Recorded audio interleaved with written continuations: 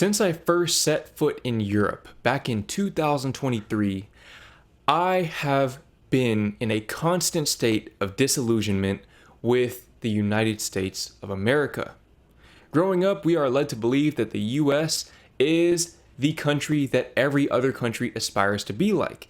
And furthermore, we're taught that we are meant to aspire to a certain kind of lifestyle. And that lifestyle is regarded as the American dream. And collectively, that is what is socially rewarded, achieving the quintessential American dream with the nice house in the suburbs, in the nice neighborhood, with the big yard, the 2 big cars, 2.5 kids, and a dog. And for much of my life, that was the American dream that I aspired to as well. But after seeing what Europe had to offer, I realized that the American dream was not all that it was cracked up to be. That said, in that same time frame from 2023 to now, I have spent a lot of time making content where I voiced my displeasure with the quote-unquote American dream. But if you haven't noticed by now, a lot of that content is relatively surface level. While I do like to delve deep into some of these topics whenever possible, I simply don't have the expertise to get as deep into some of these topics as I'd actually like to. For example, urban planning. I don't really have a very good understanding of how urban planning works. But I want to slowly but surely change that by reacting to videos like this one. Why American cities are broke, the growth Ponzi scheme by not just bikes. And I figure, why don't I go ahead and document my live reaction to this as I acquire the information so that we can learn together. That said, let's go ahead and get into this video. Gotta love not just bikes. Welcome to the third video in my Strong Towns series. If you have no idea what Strong Towns is about, you might want to watch the first 2 videos, but it's not strictly necessary. American cities are famous for car-dependent sprawl. This right here is the quintessential American suburb that people aspire to live in. And again, for much of my life, this is what I aspired to as well, because I didn't know any better, just like most Americans don't know any better. This is actually very similar to the neighborhood that I lived in Louisiana that got flooded by Hurricane Katrina. And it's actually relatively similar, albeit a lot bigger than the neighborhood that I ended up growing up in here in the DFW area. But after having traveled across the country with my girlfriend, driving the distance from Lisbon to Moscow and back, we got a chance to see a lot of American suburbs, and this right here is probably the most generic American suburb, the best representation of American suburbs that he possibly could have picked for this video. That's probably one of the first things most people associate with America after apple pie, baseball, and driving in soul-crushing traffic. Apple pie sounds really nice right now, by the way. But this wasn't always the case. American cities don't have to be sprawling just because the country itself is big. And up until the Second World War, they weren't. They were just as compact as cities found almost anywhere else. But after the 1940s, America started on a totally different pattern of development and began their great suburban experiment. But herein lies the problem. Because this American pattern of development builds places that do not financially support themselves. I genuinely don't understand why you would look at a place like this and want to live here. I genuinely don't understand. At least the other suburb was somewhat visually appealing. This right here just looks depressing. It just looks depressing. I mean, you have these big parking lots, and they're never full, by the way. Places that have parking lots like this are never full. Why do you need that big of a parking lot at Red Lobster? There are never going to be that many people there, ever. You could give away the food for free, and that parking lot won't be filled up like that. So, I personally don't really understand it. I don't understand. This looks like somewhere in probably the Rust Belt of the US, maybe around Michigan, Ohio, Pennsylvania, Western Pennsylvania specifically, something like that. If not, then maybe in the Northeast, but definitely in an older part of the country. Definitely in an older, more dated part of the country. And this is what most of the suburbs are going to look like in the future if America doesn't get its shit together. They're going to look like this. They're going to look dated with dated infrastructure. And they're not going to have that shine and that appeal that initially drew people to them. And I know this because I saw many, many places during that trip across the US where you could tell that their best days were behind them. And the only reason they're still there is because American cities are a Ponzi scheme. If you don't know what a Ponzi scheme is, there are many videos on YouTube, but the very quick explanation is as follows. A scammer offers an imaginary investment opportunity, offering a huge return on investment. Investor A comes along and invests.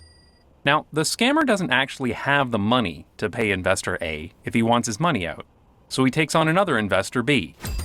He uses the money from Investor B to pay Investor A, pocketing a little for himself, of course. But how does he pay Investor B? Easy. He just brings on investors C, D, E, and so on. This works out great for our scammer, but the moment that growth stops, he has a very big problem. In the end, all Ponzi schemes fail. It's just a matter of when. If all Ponzi schemes fail, I have to wonder how long can America sustain this model of growth? How long can it sustain this? Because, I mean, he said that this began around the 1940s. It's 2025 as I'm filming this, and I'm no mathematician, but that's about 85 years, give or take. So how much longer can America pursue this growth model knowing that it doesn't work? One of the key insights of strong towns is that the way that US and Canadian cities have been built since World War II follows exactly this model. American-style suburbia is dependent on growth to stay financially solvent. The moment these cities stop growing, because of a financial crisis, a radical change in the job market, or any one of a number of other factors, everything starts to fall apart. Strong Towns calls this the growth Ponzi scheme. Now, unlike financial fraud, the generation who started this process didn't do it intentionally. After World War II, America was a prosperous country, and with low-cost automobiles available, it seemed possible that every American could own their own house, on their own piece of land, and the American dream was born. This became so central to American psychology that the idea that suburban development provides prosperity is taken as fact by almost everyone in the country. And the same goes for Canada, too. And let me just delve a little bit deeper into that. Obviously, no one needs to have a separate house and 2 cars and a big yard in order to actually have a good life. Nobody needs all of that. I suspect that the reason why most Americans aspire to this ideal isn't because they personally want it, it's because they want to impress other people. So they assume that other people want it. Therefore, if they get it, they will have status. And I've said this in many videos in the past. Everybody wants status. That is human nature. I don't care where you're from. Europe, America, Africa, Mars, it doesn't matter. The difference between these places is what garners the status. That's the key difference, and that's the thing that America is going to have to change as a society, as a collective, if America wants to be able to sustain itself moving forward. Part of the problem is how suburban growth is financed. When the suburbs began, huge amounts of money from federal and state governments were given to cities to build out their suburbs. This still goes on today. For example, when a city wants to build a new road or freeway, usually less than a quarter of the funding comes from the city itself. The overwhelming majority comes from the Department of Transportation and other higher levels of government. So cities don't have to pay very much to build new infrastructure, but they do get a big influx of tax revenue from the new developments that spring up. This brings us to the first problem. It encourages cities to build lots of new developments, even if they don't make any financial sense. Of course, all this new cheap infrastructure comes with a very important catch. The city may get it built for cheap, but the city is ultimately responsible for paying to maintain that infrastructure forever. On the surface, this is fine. So it's kind of like, at least this is what I'm gathering, It's kind of like purchasing a car for very, very cheap, but then you're responsible for the maintenance and upkeep of the car. That right there, I think, is a pretty sound analogy where on the surface it may seem like, wow, I'm getting a free car or I'm getting a very cheap car. This is a great deal until that transmission breaks down. And now you have to come out of pocket for $4,500. And then something else breaks and you have to get that fixed. And eventually you realize, wow, I would have come away better just continuing to ride my bicycle. Governments want to invest in their cities because they are the engines of economic growth. And for the city, this should be fine too. They collect taxes from the new developments that spring up around that infrastructure, and those taxes go towards future maintenance. The big problem begins if there isn't enough tax revenue collected to cover the replacement cost of the infrastructure. And that is exactly what has happened with car-dependent suburbia, because car-centric sprawl is horrendously expensive. To explain this problem further, I'll use the example of a, quote, ideal development that is often used as an example by strong towns. Imagine a new suburban housing development on the edge of town. In this case, the developer completely pays for the street and turns it over to the city for maintenance. The residents move in and start paying tax revenue. This couldn't get any better for the suburban municipality. Free development, free road, bunch of new tax revenue. This is awesome. Now, the municipality in this case would put a little bit of money aside for the maintenance of that road. So what would this look like in an American suburb? Well, at first, streets don't need a lot of maintenance. They may require some minor repairs such as filling cracks, but in general, new streets are pretty cheap. So the suburban city's cash flow looks something like this. Everything looks pretty great until the end of the street's life cycle, because eventually all streets and roads need resurfacing. So suddenly, the graph goes like this. If the city were just this one street, it would already be bankrupt. That's crazy. So if the city was just that one street, it would already be bankrupt.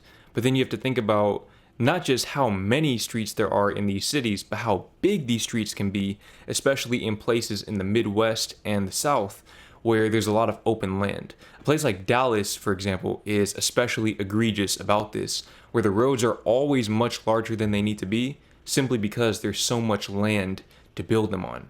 And there are no geographical constraints as far as mountains or bodies of water or things of that nature. So they literally just have unlimited space and they take advantage of it. I saw the same thing in Omaha and again, much of the Midwestern US, where there are literally just fields and they decide, hey, we're going to build a new suburb on this field right here. And we have all the space in the world to build this suburb. It's kind of like the fridge theory, where people buy a bigger fridge because they don't have enough room for all of their stuff in their current fridge, but then they end up running into the same problem because they buy more stuff to fill up that same fridge.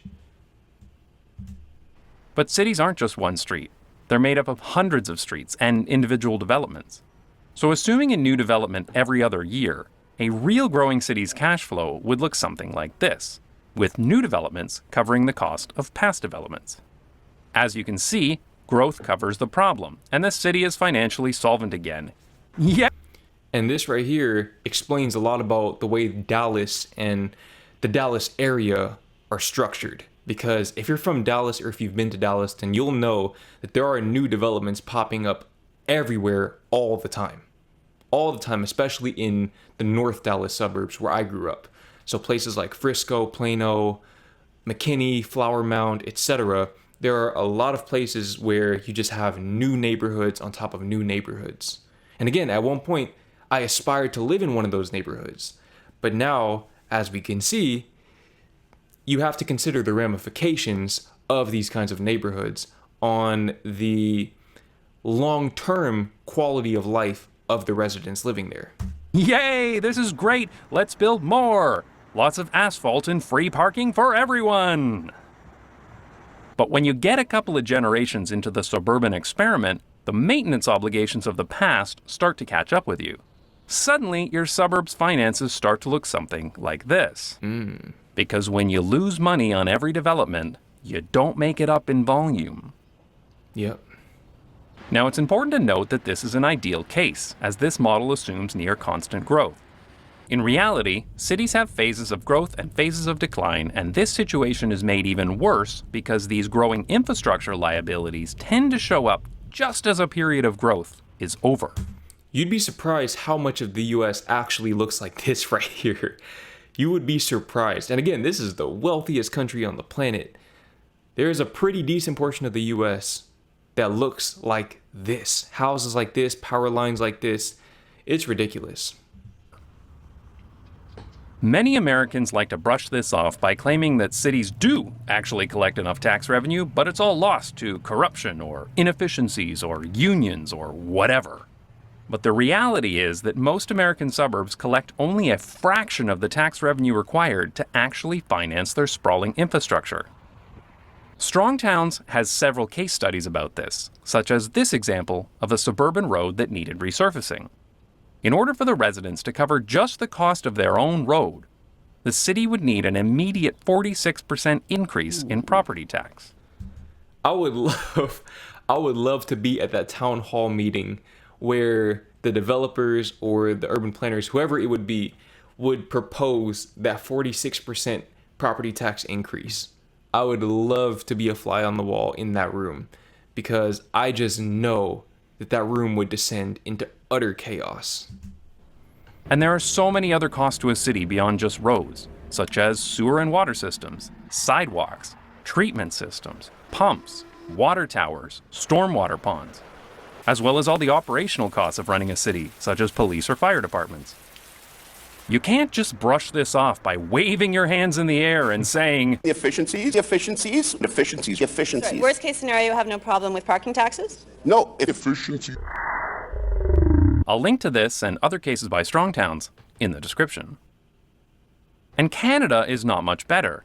An analysis done by the Halifax Regional Municipality found that the cost to maintain and service an urban home are well less than half that of a suburban home.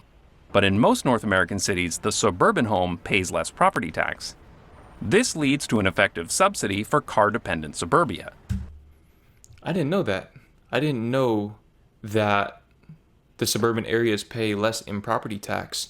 I do know that here in the DFW area, the property taxes are relatively high because we don't have state income tax in Texas. So it'd be interesting to see how that kind of plays into everything that he's talking about here. But yeah, I do believe Dallas is one of the most egregious examples of everything he's talking about. And if you visit here, or if you live here, or if you've been here, then you know exactly why I say that. Now, don't get me wrong, our cities need affordable housing. But the solution is not to subsidize the least efficient, least sustainable developments in the city. But that topic deserves a lot more explanation, so I'll talk about that in more detail in a future video. So it's clear that car-dependent suburbs are not financially sustainable. The amount of tax revenue collected by the suburb does not cover the replacement cost of its infrastructure. And so suburban cities become addicted to growth, any kind of growth, even second-rate taco joints, just to bring in enough tax revenue to cover their maintenance obligations. But we've had several generations of this suburban garbage, several life cycles of road, water, and sewer. The man said suburban garbage. He is fed up. I am too, honestly. Replacements. But somehow, suburbia is still there. So you might be asking yourself, how are car-dependent suburbs still around? Why is this still a thing? And what has kept it afloat all these years? Well, the answer is debt. Lots and lots and lots of debt. But I'll explore that in the next episode of this series on Strong Towns. I guess we'll need to react to that as well. But as I watched this video, one question popped up in my mind that I think needs to be addressed. And that is, how much are Americans willing to sacrifice in exchange for personal comfort and convenience? I guess we'll find the answer in due time.